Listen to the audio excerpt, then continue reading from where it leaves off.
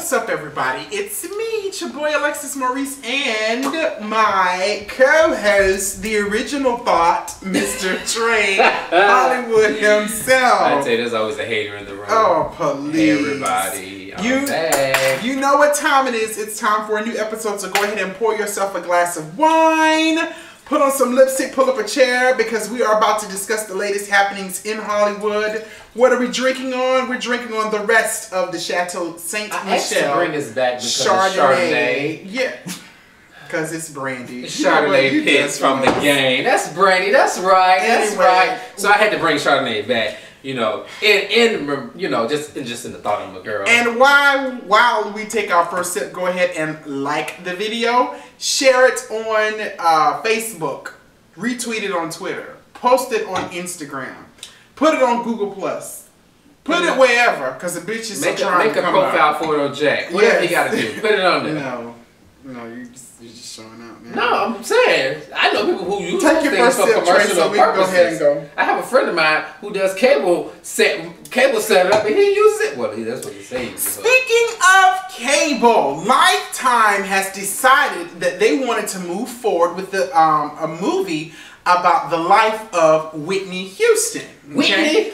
Whitney Houston, the queen, the voice. A movie. Now, the movie I don't think is going to depict, of course, her entire life, but specifically around the times in which she was married to, Bobby Brown, the troublesome relationship that they actually had. And guess who has been cast to play Whitney? Don't say who's casted first. We gotta give a shout out for this is Angela Bassett. Well, yeah, I was gonna get there, but go ahead. Well, you should do that first. This is her directorial. How should I say it? Directorial debut. Debut. Okay. Yes. Big shout out to Angela Bassett. That's my favorite Angela Bassett, beautiful woman. Mm-hmm. She sips from the fountain of youth. Yes. She doesn't have a crack in her face. Like, the woman is gorgeous, beautiful. She would have been a better Storm, in my personal opinion. Amen. Yeah, better cast. Her or Iman. Iman just seemed a little too drawn in. What's Bishop Noel Jones' sister? Grace Jones. Those would have been three perfect, I think, better casts for X-Men altogether. So congratulations to Angela. So guess who's playing Whitney? Well, you all know her as Yaya DaCosta from America's Next Top Model. Now, she started her acting. When I used to watch it. She's also an actress. She played in The Butler. Yeah. That was, I think, her biggest role. House. She also was House, the TV show. She also played in Ugly Betty, another TV show. She was in. She's also was in. Was it Legacy or something? So she had a couple movies, but this is big for her. It is. A lot of people, however, are not pleased with the fact that Lifetime and Angela Bassett are actually doing this movie. Specifically, that it's on Lifetime. That it's on Lifetime and it's not going to the big screen. And of course, also that the Brown family, not Brown family, the Houston family are not pleased because when they envisioned a movie for Whitney, they envisioned it to be a lot bigger. I actually have to agree. I personally think it's too soon. Even though it's a made-for-TV movie and it's highlighting a certain, area of her life, I still think, however, that it's a little too soon to be doing the movie.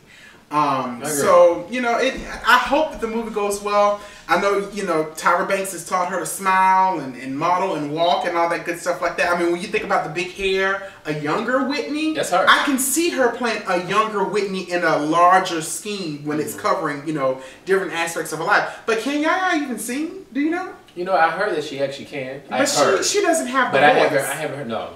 Who do you think should be cast as Whitney Houston in the major blockbuster movie? I always say this, and I stick by my firm belief. I know you're not about to say no Brandy. No. Oh, okay. I'm not gonna say Brandy. But I mean, Brandy does have to play the mannerisms or whatever of Whitney Houston the best. But I always would say, and this is, you all may not remember her, but her name is Tamara Gray. From American Idol. From American Idol. I always said if they do a Whitney Houston movie, Tamara Gray should play Whitney Houston. She favors her. Yeah. And she sings. And she sings too. That actually hella good. Tamara does a lot of writing though, doesn't she? She does a lot of writing. Yeah. She stepped back. She did a couple of movies, but she stepped back because she had her son and everything. But she could sing her ass off, and she proved when she saw Whitney Houston on American Idol and in the movie that she did also. I think personally they might need to go with someone who's unknown. Possibly to play Whitney. Tamara Gray. Yeah, I mean she's known, but she's not She's known, but she's not that known. So she might be a good person to cast for it. Trey, you actually might be onto something there. Well, hopefully Yaya would actually do a good job. Like I said, I know a lot of the Houston family, they were in some legal discussions to possibly halt the project or to try to, you know, expeditiously create their own big screen movie to kind of outshine and outshadow that. But hopefully they'll be able to come to some type of meeting in the middle place. From to me, I just feel it's kind of disrespectful. And nothing against Lifetime, but Lifetime does not always have the best movies. They have the ones that's good to sit there. Lifetime has some good movies. No, I'm talking about as far as like doing something like this. Yeah. And I sit back and I think about all the other people who have had movies, like Biggie Smalls movie. Yeah, James Brown movie is coming out soon. Like the Ray Charles movie. Yeah. You know, they took time, they developed it, and it was great movies, you know. Well, hopefully, I guess hopefully, even if they do this, hopefully it won't stop a major production 5, 6, 7 years from now. We haven't even had a Michael movie. Like, I mean, we have from back then, but I mean, like there's people who passed away before Whitney. We know Whitney's great, but like even have Left Eye. We haven't had a Left Eye. You know what I'm saying? Yeah, we're not gonna have no Left Eye. You know, we haven't had an Aaliyah. You know what I'm saying? And now they're talking about doing since the TLC had a movie. But that's going straight to like VH1 or something like that. Yeah, it's a VH1 thing. But my thing is, but Whitney is a big deal. That's why she was my point. The voice or whatever, and I think it takes time in order to create the perfect script, to cast the perfect actors and all that, to have the right visionary behind the movie. So hopefully it'll come off, and hopefully the Houston family, you know, it'll be something nice. Like I said, Lifetime has some really good drama movies, and since this is focusing on her tumultuous relationship with Bobby Brown, it'll probably be, you know, pretty good.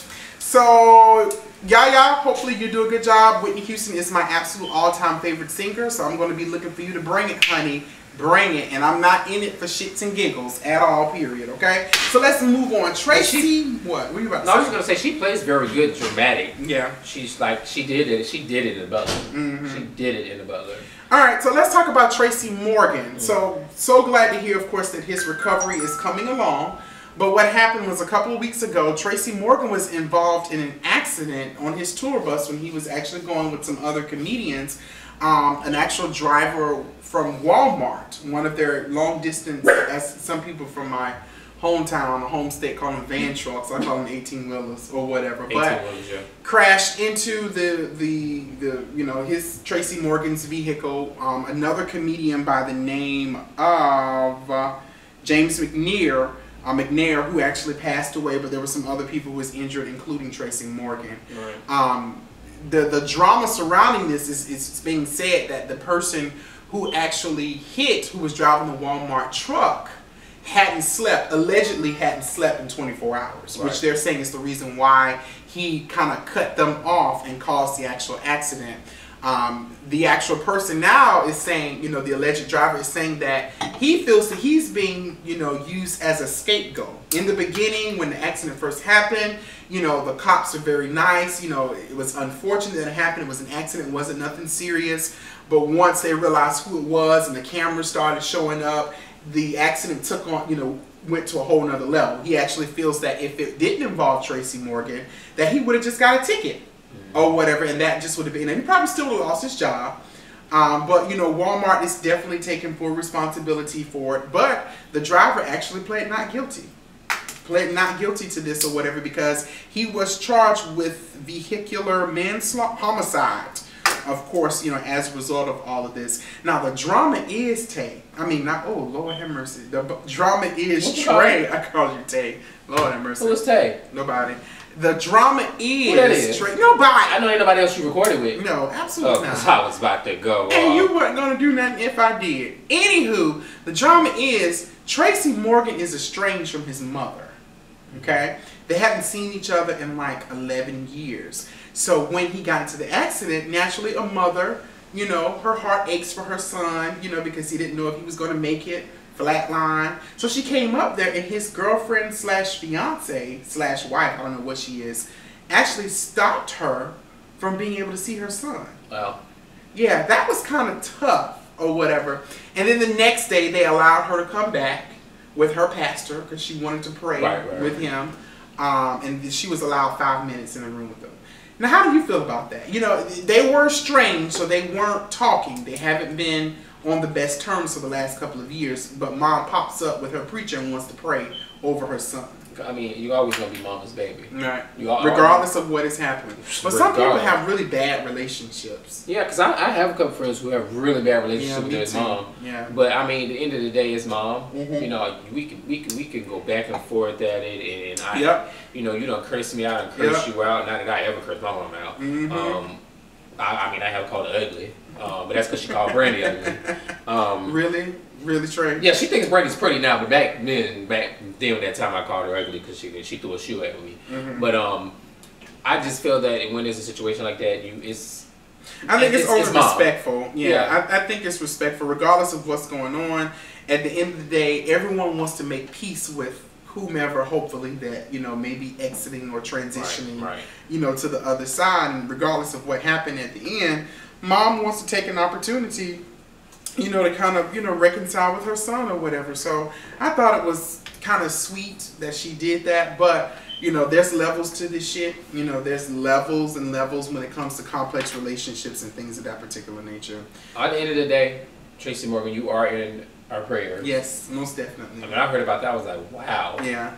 But he's, you know, they said he's recovering. You know, he's coming along. They weren't very optimistic at first, but things are actually changing around for him just a little bit. Okay, so let's move on to the next topic. Justin Bieber. So apparently, Justin Bieber. There were some videos that were leaked of Justin in his younger days. Yes. In his defense, in his younger days, in which he was making some very not very, but he was making some racial comments. Well, the first video, use of the N-word excessively. Yeah, I mean the first one, which didn't bother me. It was a joke. It said, "What you know?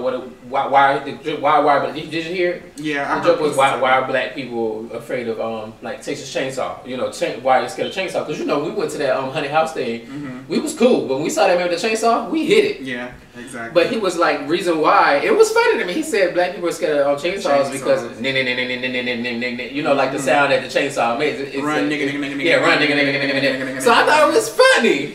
But then another one surfaced when he was singing a song and it was about, you know, he was saying KKK and the niggas this and nigga that. Right. I was like, wait a minute. Yeah. That this boy know what he's saying. Right. And a nigger was the one who catapulted your career to the next level as well. Say it again. The nigger was the one that catapulted his career to the next level. I'm gonna take a drink on that. Yeah. So I mean, I understand young people say and do stuff, you know, very immaturely. Because we done things when we were young. Exactly. You know, when it comes to, because of our history, though, in this country, the history of African Americans, the use of the N-word continues to be a sensitive subject, you know, for all of us, because there are some people who do use that word in a derogatory way. Right. Justin was young. I still think, how old was he? 15? He was like 14 or 15. 14. So he knows right from wrong. He's taking social studies while he was in school, so he knows, you know, that you don't use that word. He is from over there. So I don't care. Maybe, you know, that's just not cool. That just was not cool at all for him. I mean, I just think it's just convenient. It's how convenient that a leak say now he's of a legal age to possibly do time or blah blah blah blah. Why didn't they then? And TMZ even stated they've been used to it. They held on it for years. Yeah. So I mean, now, you know, because of everything that's going on with him, they decided, of course, to release it. You know, Justin has actually had some of his friends, like Usher, come out and kind of defend him, you know, in a sense, you know, saying that, you know, he was young, dumb, and full of cum, or whatever, and, you know, people grow. He's not the same person that he used to, so let's just, you know, let's just embrace our brother and just move on from there, which is true. I mean, I've done, just like you said, we've done and said things when we were young, but that type of behavior had to come from somewhere. Like, it was perpetuated somewhere, you know, Justin Bieber had to learn that, you know, from somebody or some group of people or things that he heard that frequent in his life, that it's okay to make jokes about, you know, people of different races and stuff like that. Can I read to you the quick apology that he just stated, you know, he had with CNN? You want me to share it? Okay, well, this is what, as a young man, I didn't understand the power of certain words and how they can hurt. I thought it was okay to repeat hurtful words and jokes, but not realize at the time that it was funny, and the fact that my actions were continuing the ignorance. Bieber, now 20, said in a statement, and he added, I take my friendships with people of all cultures very seriously, and I apologize for offending or hurting anyone with my childish and inexcusable mistake. I was a kid then, and I'm a man now. and knows my responsibility in the world, and not to make this mistake again. Right. So, you know, it's just one of those things where someone who made some racist comments when they're young, we're just going to excuse it and says that he was young and dumb or whatever. But Justin, you know, just be accountable for your actions, man. You know, you got a lot going on. Speaking of someone who's had a lot going on, Chris Brown. So Chris Brown, you know, I hate to say it, but when it comes to being troubled people or being troubled teens, I kind of categorize them at the same place, because regardless of what they do, the media is going to come after them, right, you know, with the things they do. But I am glad to say that Chris Brown was released from jail on May the 8th after serving 131 days in jail, giving credit for the time that he spent when he was actually in rehab. Right.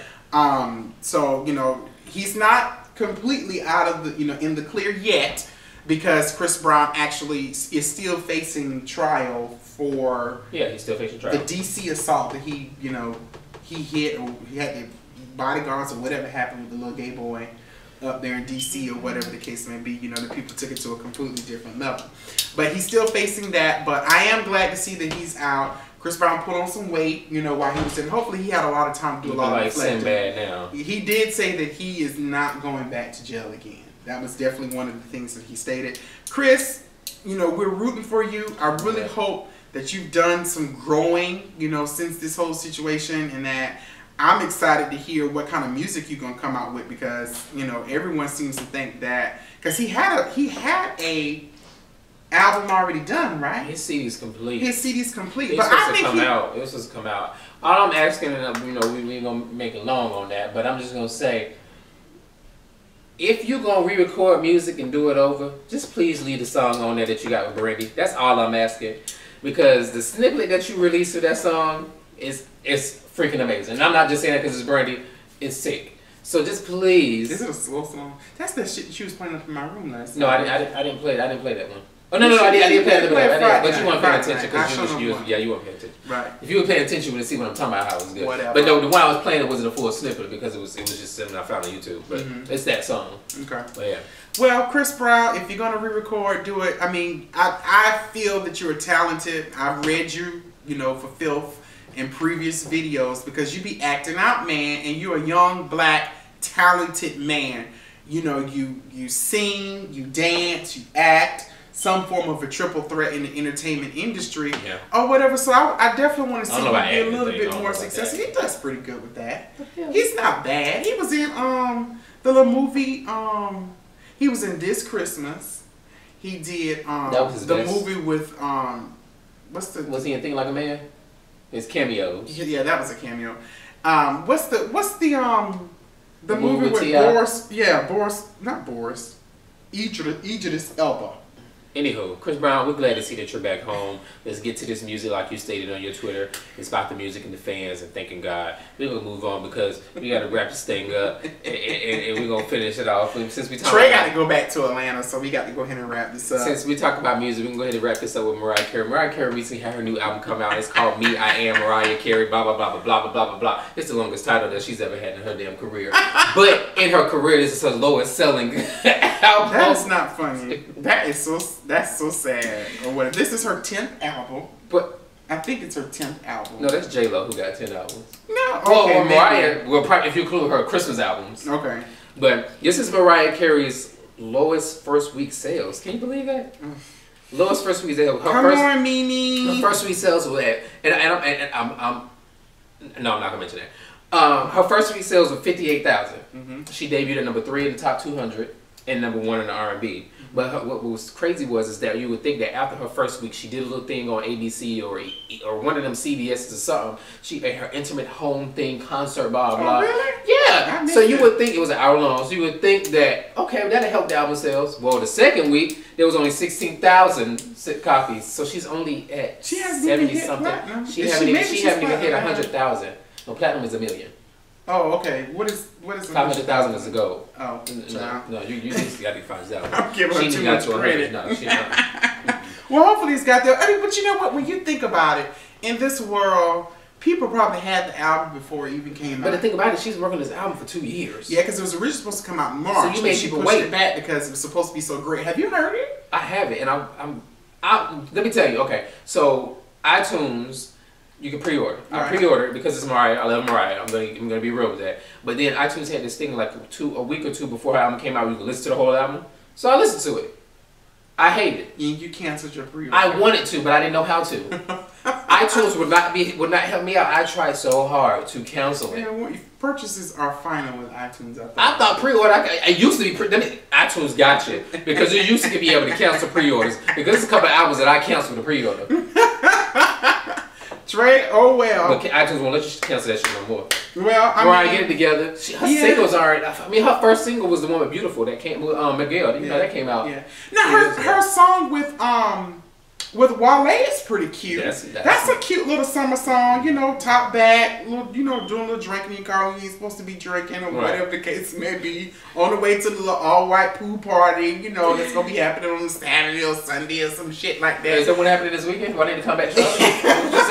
Actually, there is an all-white party this coming Saturday. The Angels party or something like that. Oh yeah. You know, I do. I do that every year on my birthday. Oh yeah, it sure enough is. Yeah, that's this upcoming weekend. But Trey's birthday is coming up at the end of June, so I guess I'll be gallivanting, of course, around the city of Atlanta. We'll definitely do some recordings in the meantime. But Mariah, good luck. I hope everything goes well. You know, maybe you'll be in the next 2 seasons of R&B Divas New York.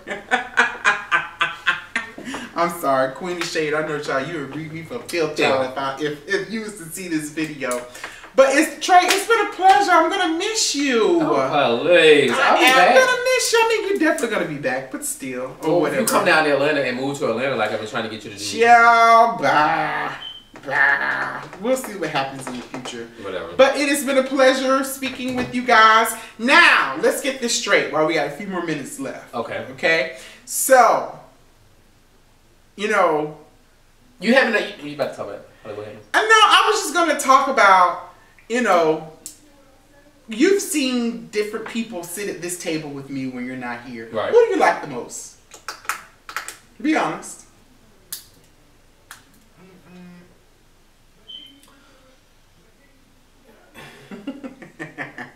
Did I put you on the spot? You put me on the spot. Yeah, you put me on the spot. Well, the reason I asked is because I definitely wanted...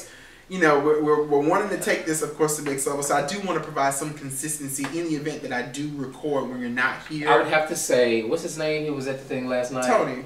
Yeah. Yeah, I think I want to make Tony my guest co-host when Trey isn't here. So when I'm not able to record, because I know there's been a lot of people that sat at this table, honey. We've had some good times. We've had some funny times. We've had some disrespectful times. I like Tasha too. Or whatever. So I'm looking to just make sure that I find someone that he's comfortable with and that you guys are comfortable with. So tell me, who have you been more comfortable with sitting at the table? So until I move to Atlanta or Trey moves back to Charlotte, that ain't happening. Not gonna happen. Or whatever. Or we work out a better schedule. You know, where I come there, you come here, make a bus ain't up to $20 or whatever. Or whatever, because I don't feel like driving. I ain't gonna be 100%. And I don't feel like driving either. Anyway, but so tell us who you guys think should sit at the table with me in the event that Trey is not available to record. Yes, Trey, don't be ugly or whatever the case. I can never be ugly. It's hard doing videos by yourself. Okay, but just especially when you're talking about, you know, current events and you want to get some other people's feedback. But I kind of want to keep it consistent.